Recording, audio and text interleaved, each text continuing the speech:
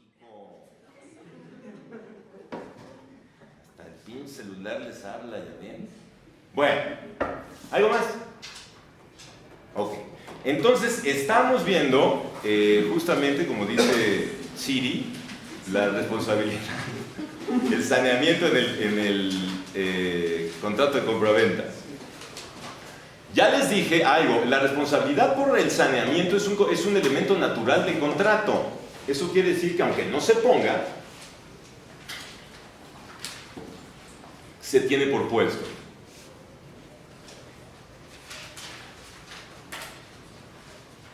Con relación al precio, ya les había yo comentado que el precio debía pagarse en dinero. Si no se paga en dinero, no es compraventa, es cualquier trueque, es cualquier otra cosa, pero compraventa no es. Para que sea compraventa, forzosamente tiene que ser con un precio en dinero. Y el precio, además, debe ser fijo, o sea, determinado. Ya debemos de saber cuánto vamos a pagar. Debe de ser verdadero.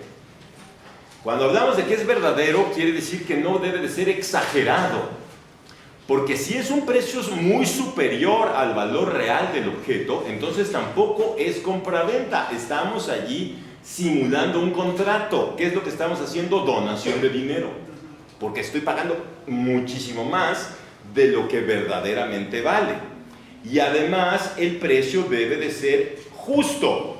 ¿Eso qué quiere decir? Que no debe haber lesión. Ya dijimos que en Roma, si la compraventa era por menos del 50% del valor del objeto, era lesión enorme, la lesio enorme, ya lo habíamos dicho eso. Bueno, ¿cuáles son los deberes del comprador? Evidentemente, pagar el precio y recibir el objeto. Y los deberes del vendedor son guardar el objeto hasta la entrega y responde hasta por su culpa leve, porque ya no le corresponde tener el objeto, por eso lo tiene que guardar y cuidar con la máxima diligencia, porque responde hasta por culpa leve. También debe de transmitir la posesión del objeto en el lugar convenido.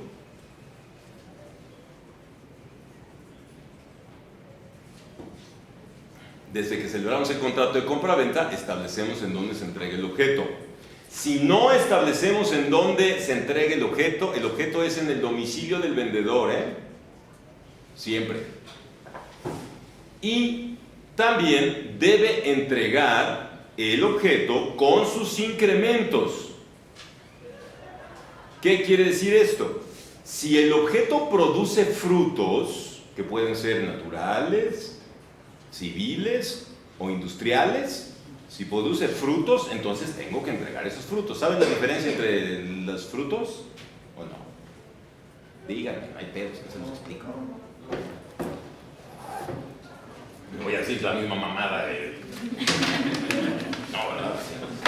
Entonces, hay tres tipos de frutos. Los naturales,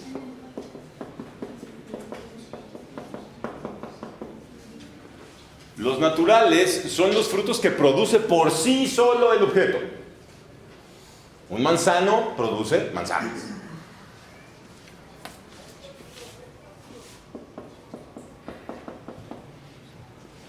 Luego están los frutos civiles.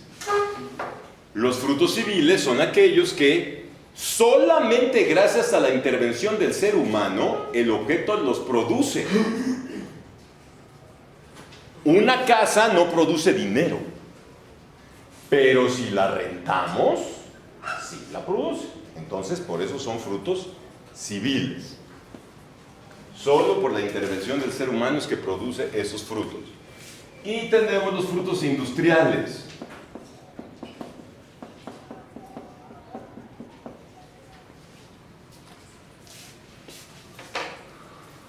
Y los frutos industriales son una combinación de los otros dos. Son cosas que el objeto, la cosa matriz, puede producir por sí sola. Pero gracias a la intervención del ser humano, solamente produce determinados frutos. Si yo tengo un terreno, en el terreno crece de todo, puede crecer pasto, puede crecer hierba mala, ortiga, lo que sea. Pero ¿qué es lo que hace el ser humano? Pues ahí va a sembrar solamente trigo, o solamente va a sembrar maíz, o solamente va a tener un huerto de determinados árboles, etc. Entonces, esos son los frutos industriales. Dime. Okay. Dime. ¿En Roma existía algún tipo de expropiación sobre algún tipo de... ¿Algún tipo de qué, perdóname? ¿Expropiación? Sobre... Sí, en Roma había los dos tipos. Había la expropiación que conocemos ahora, en la que el Estado te quita la propiedad del objeto, y existía hasta la expropiación al revés, o sea, que es la apropiación, que el Estado te impone la propiedad de algo aunque no lo quieras. Porque había cosas que decían, no, esa padre, ¿para qué la quiero yo? De todos modos, porque alguien tenía que mantenerla. Entonces te chingas y el Estado te da tu propiedad. Bueno, entonces, insisto, tiene que entregar el objeto con sus incrementos, con sus frutos. Eso quiere decir intereses, eso quiere decir si compré un borrego y tuvo borreguitos, me tienen que entregar a los borreguitos también, etcétera, ¿verdad? Entonces, el objeto con sus frutos. Y además tiene que responder de la evicción y de los vicios ocultos. Los vicios ocultos son los defectos que tiene el objeto que a simple vista no se detectan.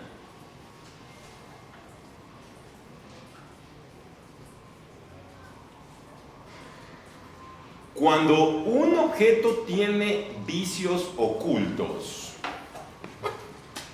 se ejerce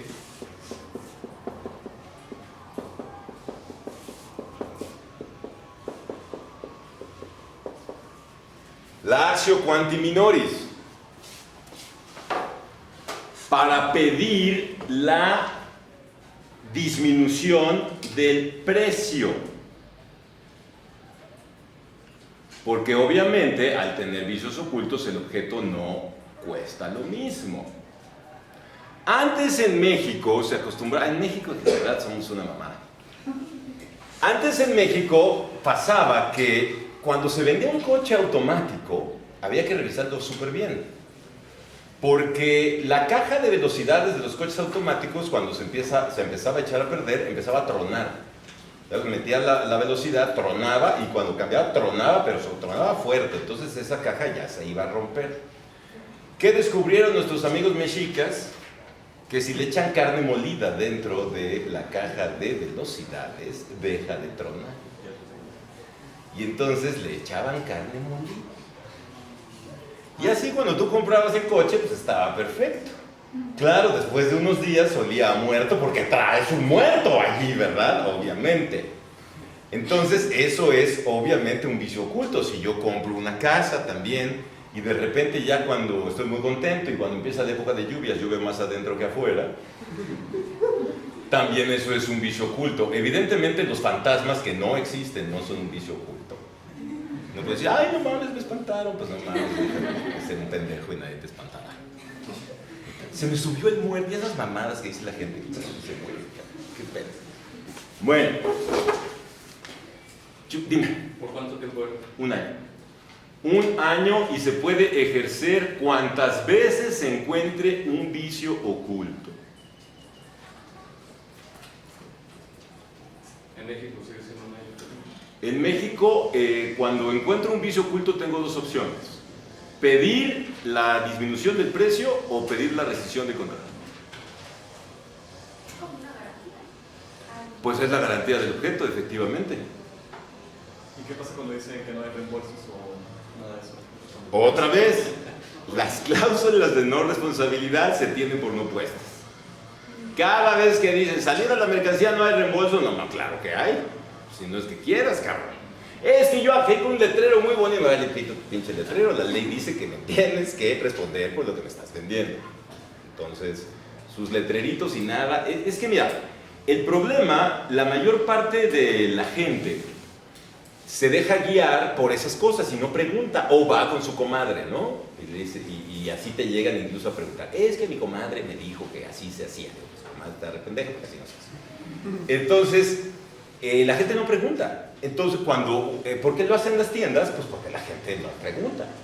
En México, a diferencia de los países de primer mundo, el abogado es correctivo. Ya que tienes el problema, corren con el abogado. Y la realidad es que el abogado debe de ser preventivo. Yo antes de hacer cualquier cosa, le tengo que preguntar al abogado si no la estoy cagando, para no meterme en un problema y entonces que solamente sea correctivo. Por eso debe ser preventivo y debe ser correctivo. Primero me va a prevenir el problema y si de todos modos surge algún problema, entonces me va a tratar de arreglarlo. Pero por eso las tiendas o en los estacionamientos, pues por eso tienen esas cosas. El abogado se los puede recomendar, pero pero les debe decir, eso no quiere decir que algún cabrón no te va a demandar. Me da curiosidad ya que comentó esto. Ayer compré un equipo y en el ticket me ponen un sello. Dice, salida a la mercancía no se hacen cambios ni devoluciones, causará el 40%.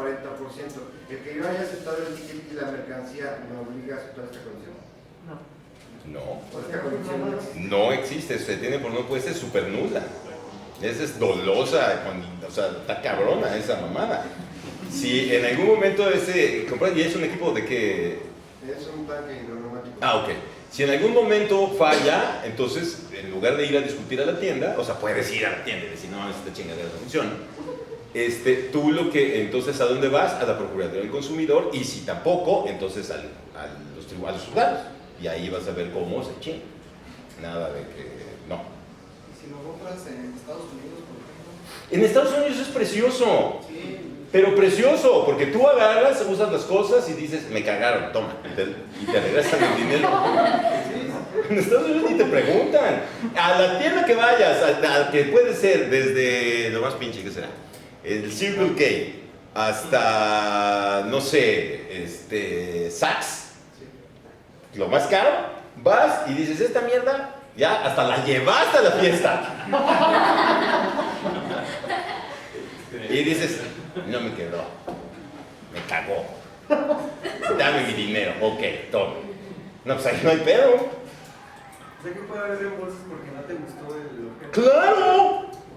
Porque no se me ve como yo pensaba, porque yo veo la foto de Shane y la chava está perfecta. Y cuando yo me veo, no me veo igual. No, eso suele suceder muy seguido. Entonces... O sea, me ocurre eso ahorita. Parezco tamal mal amarrado. No sé. Se lista mal amarrado, ¿sabes por qué? Porque cuando no se mueve bien el tamal se hace por todos lados. Y cuando se tiene, por ejemplo, un tiempo determinado que te dicen, no, tienes de 30 días para devolverlo. Aún así, aunque pase ese tiempo, puede... Lo que pasa es que la garantía, o sea, ahí sí la garantía, el tema, si caduca, o si prescribe. ¿Por qué? Porque hay ciertas cosas que por el propio uso no te pueden dar más de 30 días o 3 meses de garantía, por el uso propio que tienes, ¿no? Entonces, bueno, pues, si en 30 días no se va a joder, es que ya no se te va a joder, ¿no? Entonces, una computadora tiene 30 días de garantía, porque una vez que ya la estás usando, después de 30 días ya no se va a chingar, eso es lo normal. Si al 31, qué mal pedo, entonces vas a tener que ir a la Procuraduría del Consumidor y esta chingadera el 31 valió madres, hasta parecía que tenía una bomba de tiempo, ¿no? Pero son casos rarísimos en esa circunstancia. Pero te digo, y te reitero, si en Estados Unidos te pasa, es una bendición. Ahí sí no va a haber ningún problema. Regresas y dices, gracias, puto. Y si le fue un gusto hacer negocios con ustedes, dime. ¿Y qué tan legal es que en las tiendas, en vez de darte el dinero en efectivo, te den un monedero? Eso tú debes de aceptarlo. Si dices ni madres, no. Eso lo hace Liverpool, creo, ¿no? Que te dan un monedero de Liverpool para que te sigas gastando el dinero. Bueno, tú sabes si aceptas eso o no. O sea, si dices, ¿sabes qué? Pues ahora chingue su madre de lo perdido. Y así me evito el pleito. Cada quien decide. Pero no es legal el hecho de que te den un monedero en lugar del dinero. Eso es ilegal. ¿Okay? Bueno, entonces, vamos a ver ahora los casos especiales de la compraventa.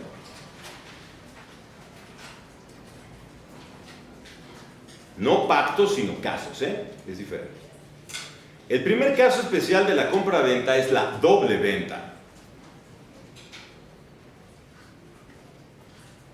Y la doble venta es cuando el vendedor vende el mismo objeto a dos compradores distintos. Las dos valen. En Roma. ¿Por qué en Roma? Porque solamente transmito la posesión. Entonces, como solo transmito la posesión, las dos compraventas son válidas. ¿Qué pasa al que no le entrego el objeto? Como es un elemento natural del contrato del saneamiento, pues voy a tener que indemnizarlo, ¿verdad? ¿Por qué? Porque ya no tengo en mi poder el objeto. En México sería nula la doble venta. Solamente vale la primera, la segunda es nula de pleno derecho y ahí tengo que regresar el precio más los daños y perjuicios, que es la diferencia con el saneamiento. Bueno, y sí hay pactos especiales de la compraventa, es decir, cláusulas que le puedo añadir al contrato de compraventa. Cuando hablamos de pactos especiales siempre hablamos de cláusulas extras. Porque la compraventa no tiene más chiste que decir, te vendo esto, te lo compro y punto. No necesito otra cláusula, una sola. Pero por ejemplo, tenemos las arras.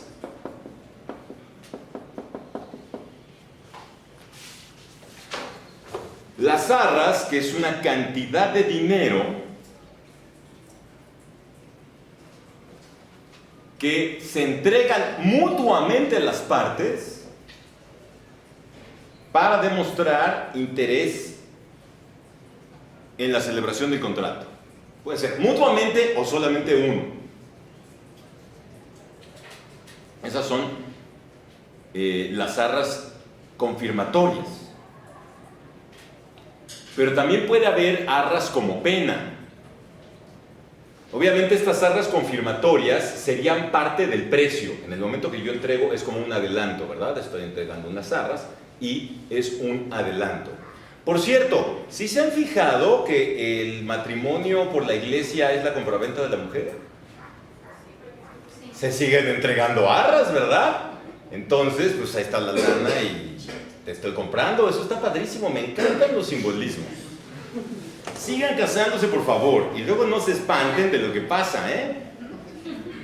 Y también están las arras como pena, que va a ser una sanción para el caso que una de las partes no cumpla con la celebración del contrato. Entonces entrego una cantidad y si yo me echo para atrás en la celebración del contrato, entonces esas arras las voy a perder en favor de la otra parte.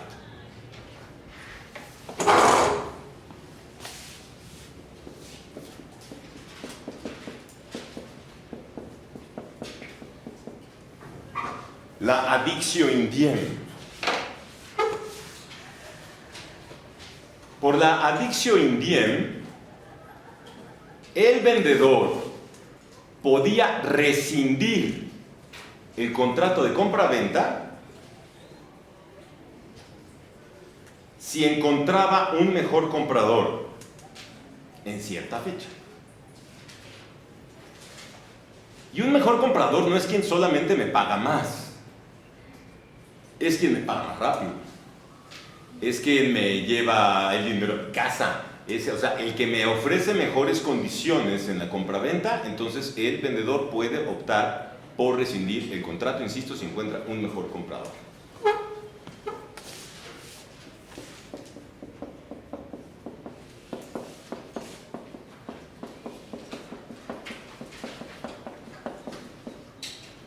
El pactum displicencia. En ese caso, el comprador se reserva el derecho de rescindir el contrato si el objeto no le satisface en cierto plazo. Si usted se embarra esta pomada y no baja 40 kilos en 2 horas, puede regresar el pomo de crema. La addictio in diem hoy en día ya no es vigente, ¿no? Si lo pones, sí. Claro. También objetos consumirlos? No, pues si lo consumí ya como. Pero, por ejemplo, eso de que dice de que bajen de peso, que existen de eso fácil. Por eso, pero entonces no lo puedo consumir todo. Ah, Porque si de repente agarro es que el pomo y me lo eché todo y una y otra vez, no me sirvió. No te sirvió desde el principio, ¿verdad? ¿Qué te iba a hacer pensar que después sí? En la WP dijo que aquí en México solo vale la primera, pero, por ejemplo, si estuvieras vendiendo un carro a dos personas, ¿a cuál de los dos se vendría? ¿Que te pague primero? No, o que- con el que primero quedaste de acuerdo. Acuérdate que es un contrato consensual. Entonces, como es consensual, es con el primero que quedaste en que ya se lo ibas a vender. Aunque fueras nada más de palabra. Es que, porque es consensual. O sea, no importa que yo te diga así, con que yo te haga señas, te haga así, lo que sea, ya está expresado el consentimiento. Entonces, el primero que ha expresado el consentimiento es el que vale. ¿Ok? Bueno, entonces, porque igual, ¿verdad? Puedo decir, no me gustó el pomo, pero ya me lo tomé todo. O sea, hasta me emborraché, pero no pensé como que tanto. O sea, no. Bueno. Siguiente. Obvio, sí, parte, o sea, compro el Tonayán y no me gustó tanto. Digo, no mames, esto sabe a madres, pues sí puedo decirte el regreso. Oye, sí, el Tonayán, ¿verdad? Qué asco.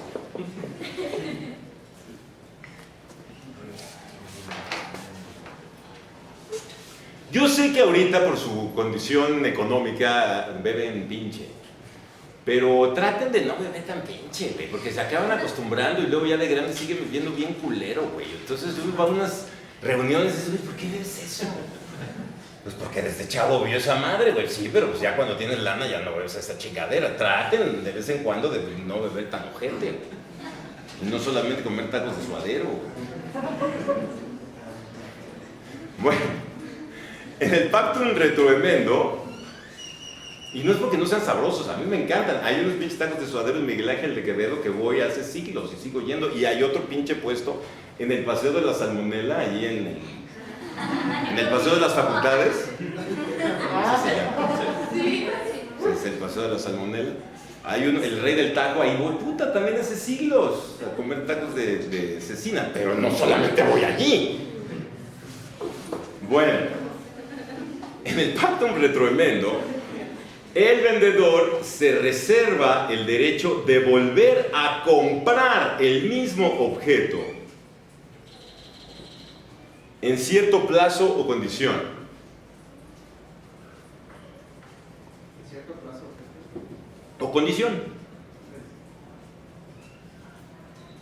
O sea, yo puedo decir, oye, si vuelves a vender ese objeto, me lo vendes a mí. Eso es una condición. Te lo vendo, pero si lo llegas a vender, me lo tienes que ofrecer a mí primero. Y yo tengo el derecho de comprarlo. Eso es una condición. Igualmente dice, te lo vendo, pero en 3 años te lo vuelvo a comprar. Entonces, eso ahí está el término. Entonces, lo podemos poner incluso en la actualidad y ese pacto es válido. Sería como un derecho de preferencia, incluso. Porque además estaba el derecho de preferencia, que es la protimesis.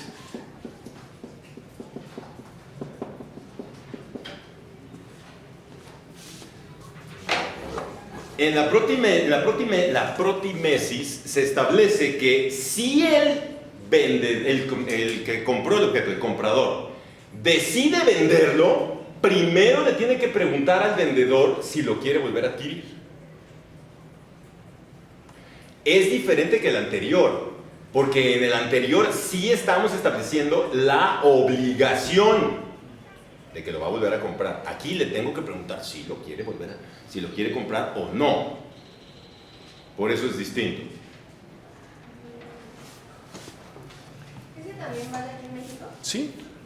Y es más, hay casos en donde la protimesis es legal. O sea, primeramente hay derecho de preferencia para adquirir a ciertas personas y la ley lo establece. En el caso de la copropiedad, por ejemplo, si yo quiero vender mi parte, antes de iniciar el desmadre de la disolución de la copropiedad, les pregunto a los demás si me quieren comprar. para que la propiedad se vaya consolidando. Lo mismo en una sociedad, si yo quiero vender mis acciones, primero les tengo que preguntar a los demás si quieren comprar. En el caso de la herencia, les pregunto también a los herederos pues, si me quieren comprar primero, y si no, pues se chingan y ven. ¿Por qué se pasó a decirle derecho al tanto? Bueno, eso es francés. Entonces, porque el derecho al tanto, ¿qué quiere decir? Por el tanto que está fuera de mi patrimonio. ¿Sí? ¿Cuál es el último? Y el último que vamos a ver es justamente el pacto comisorio.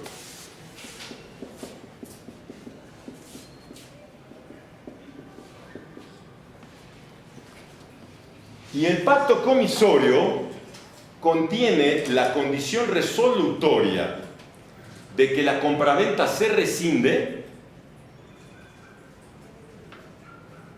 si el precio no es pagado de acuerdo a lo pactado.